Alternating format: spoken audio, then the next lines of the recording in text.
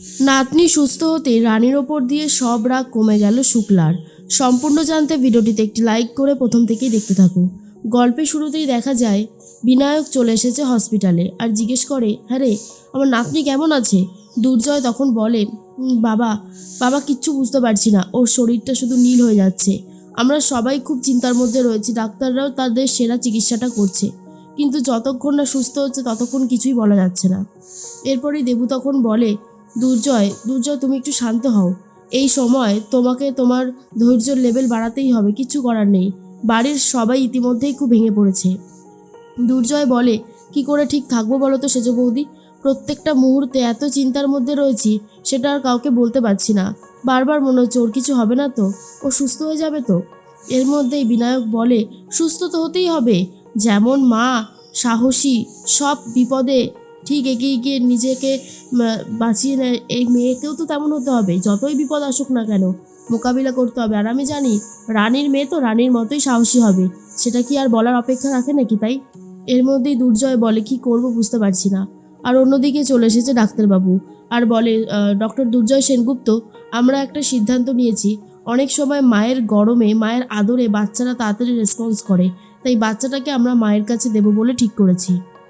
তখনই দুর্জয় বলে, দিকে রানীর অবস্থাও তো খারাপ, মাথা ঘুরে ঘুরে শুধু পড়ে যাচ্ছে। এই অবস্থায় কি দুজনেকে একসাথে রাখাটা ঠিক হবে ডক্টর? রানী অবশ্য চাইছিল মেয়ের কাছে যাবে বলে। তখনই ডক্টর বলে, আমরা একবার ট্রাই করে তো দেখতেই পারি, কারণ আমার মনে হয় এই ট্রিটমেন্টটা সাড়া দিতে পারে। তখন অনিশা এসে বলে, এসব আপনি কি বলছেন ডক্টর? আপনি জানেন না যে রানীর শরীর খারাপ আর বাচ্চাটার ইনফেকশন হয়েছে? এখন বারবার অন্য কারোর কাছে গেলে তো সেখান থেকে আরও বড় কিছু হতে পারে। ডাক্তারবাবু বলে, না না, মায়ের কাছে দিলে কোনো অসুবিধা হবে না। মায়ের শরীরের গরমের তাপে অনেক সময় বাচ্চারা ঠিক তাড়াতাড়ি সুস্থ হয়ে যায়, আর তাছাড়া আমরা তো থাকবই, অসুবিধার কিছু নেই। এরপর দুর্জয় বলে, ঠিক আছে, আমি রানীকে নিয়ে আসছি। এর মধ্যে রানী কান্নাকাটি করতে থাকে আর বলে, কি করব এখন আমি? দুর্জয়কে একবার ডাকবো? বলতে বলতে দুর্জয় চলে এসেছে। আর রানী তখন বলে, এই দুর্জয়, এই আমার মেয়ে কেমন আছে বলো না? ও ভালো আছে তো? ওর কিছু হয়নি তো? দেখো, ওর যদি কিছু হয়ে যায় তাহলে আমি আর ওই বাড়িতে কোনো দিন ফিরবো না। তখনই দুর্জয় বলে, চুপ, একদম চুপ, আমাদের মেয়ের কিচ্ছু হয়নি। ও তো তোমার মতনই সাহসী হয়েছে রানী, তুমি ভয় পাচ্ছ কেন? আমাদের মেয়েকে স্ট্রাগল করতে হবে না। দুর্জয় নিজের কান্নাটা একদম বন্ধ করে রেখেছে, রানীর সামনে খুব ভালোভাবেই কথা বলতে থাকে। রানীকে বলে, ডাক্তাররা সবাই মিলে সিদ্ধান্ত নিয়েছে তোমার কাছেই মেয়েকে দেবে। তোমার শরীরের গরমের তাপে ওর ইনফেকশনটা হয়তো সরে যেতে পারে। এরপরেই দুর্জয় তখন রানীকে নিয়ে চলে যাচ্ছে মেয়ের কাছে। এরপর মেয়েটাকে দিয়ে দেওয়া হয় রানীর কাছে। রানী মেয়েকে জড়িয়ে ধরে ভীষণ কান্নাকাটি করতে থাকে। অন্যদিকে শুক্লা ঠাকুরের সামনে পড়েই রয়েছে আর বলে, ঠাকুর, আমি তো নিজের সাধ্য মতন তোমার সেবা করেছি, আমার নাতনিকে আমার কাছে ফিরিয়ে দাও। ও আমার ছেলের প্রথম সন্তান। আমি আমি কোনোভাবেই আমার নাতনিকে হারাতে চাই না। আমার বড় ছেলে সৌনকের তো কিছু হলো না, আমার ছোট ছেলের মেয়ে হয়েছে বলে কথা, আমি তো ওকে মাথায় করে রাখবো। হে ভগবান, তুমি আমার নাতনিকে সুস্থ করে দাও। এর মধ্যেই পিঙ্কি বৌদি এসে বলে, ছোট মা, তুমি যদি এরকমভাবে ভেঙে পড়ো তাহলে হবে না গো, তুমি একটু একটু স্ট্রং হও। তখনই শুক্লা বলে, কি করে স্ট্রং হব বলো তো বড় বৌমা? আমার নাতনিটার আজকে এই অবস্থা হয়েছে আর আমি বলছো সুস্থ হব, আমি স্ট্রং হব কি করে? মাধুরী বলে, মা, দুর্জয়রা আছে, অনিশা নার্সিংহোমে খুব ভালো চিকিৎসা হচ্ছে শুনেছি, তাহলে তুমি এরকমভাবে ভেঙে পড়ছো কেন? দয়া করে ভেঙে পড়ো না, আমরা আছি তো। কিন্তু শুক্লা খুবই কান্নাকাটি করতে থাকে। পিঙ্কি বৌদি বলে, হবে না কেন বলো তো মাধুরী? এই প্রেগনেন্সি অবস্থায় মানুষ কত সেফলি থাকে। আর রানী রানী চোর ডাকাত পিটিয়েছে, রানী যুদ্ধ করেছে, সোনার দোকান এই ওই সব কিছু করে বেরিয়েছে। আর আজকে যখন এই পরিস্থিতি হয়েছে সবার আগে ওকে ধরা উচিত। ইচ্ছে করে শুক্লার মনটা বিষিয়ে দিতে চায় পিঙ্কি বৌদি। মাধুরী বলে, কিন্তু বর্দি ভাই, তুমি এইটা ভেবে দেখো, রানী কিন্তু সব কিছু করেছে আমাদের ভালোর জন্য, সাধারণ মানুষের ভালোর জন্য।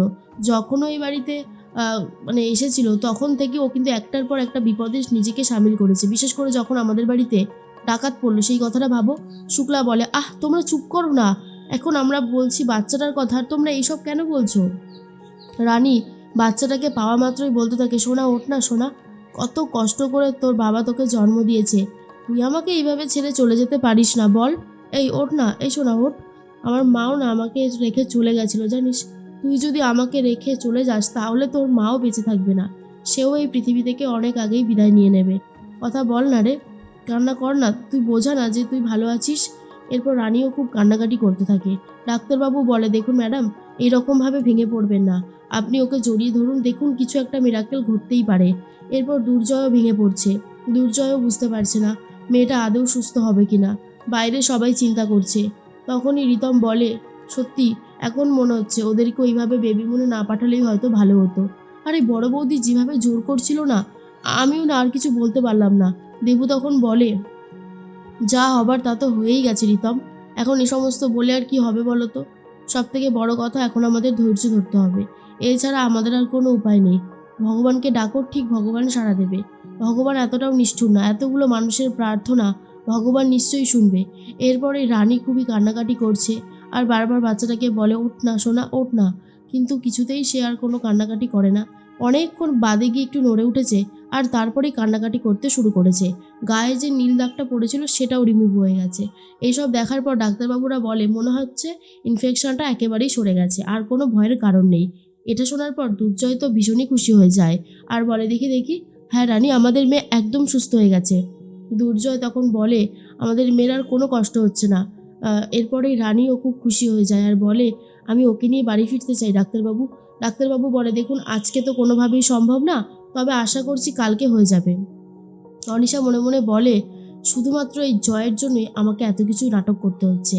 এর মধ্যেই বাইরে এসে জয় খবর দেয়, সব কিছু ঠিক আছে, বাচ্চাটা একদম সুস্থ আছে এখন, আর কোনো ভয়ের কারণ নেই। রিতম তখন বলে, উফ ভাই, তুই যে কি একটা সেরা খবর শোনালি না, আর কোনো দুঃখ নেই মনে। জেঠুমণি বলে, সত্যিই তো, আজকে আমাদের একটা আনন্দের দিন, আজকে আমাদের জীবনে একটা এত বড় খুশির দিন, বাড়ি গিয়ে উদযাপন করা হবে। এই রিতম, শুক্লাকে শিগগিরই ফোন কর। এরপর শুক্লাকে ফোন করছে আর বলে, মা, কাকিমা একদম সুস্থ হয়ে গেছে আমাদের পুচকু, আর কোনো অসুবিধা নেই। তখন শুক্লা বলে, সত্যি বলছিস? হ্যাঁ সত্যি, আমার আমার জয়ের মেয়ে একদম সুস্থ আছে? তখনই রিতা বলে, একদমই তাই, রানী তো মানে কেল্লা ফতে করে দিয়েছে। ডাক্তাররাও যখন কিছু করতে পারছিল না, ডাক্তাররা সিদ্ধান্ত নেয় বাচ্চাটাকে তার মায়ের কাছে রাখবে। রানী তার কোলের গরমে ভালোবাসা দিয়ে বাচ্চাটাকে সুস্থ করেছে বলতে পারো। রানী কিন্তু মিরাকেল করে দিয়েছে কাকিমা। তখনই এরপর রানী তার মেয়ের সাথে কথা বলতে থাকে আর বলে, তোকে আমি অনেক বড় মানুষ করব, অনেক বড় মনের মানুষ হবি তুই, দেখিস যার মা এত স্ট্রং তাকে তো স্ট্রং হতেই হবে। এরপরই শুক্লার কাছে জিজ্ঞেস করে, পিঙ্কি কী হয়েছে ছোটো মা? শুক্লা তখন বলে, মেয়েটা একদম সুস্থ হয়ে গেছে গো বড় বৌমা, হবে নাই কেন, দস্যি মায়ের দস্যি মেয়ে হয়েছে, সবাইকে একেবারে ভয় পাইয়ে দিয়েছিল।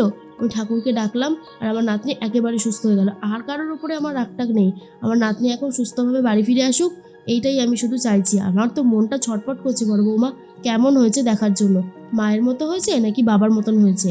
তখন মাধুরী অনেকটাই নিশ্চিত হয় যে যাক বাবা, সব বিপদ তাহলে কেটে গেছে।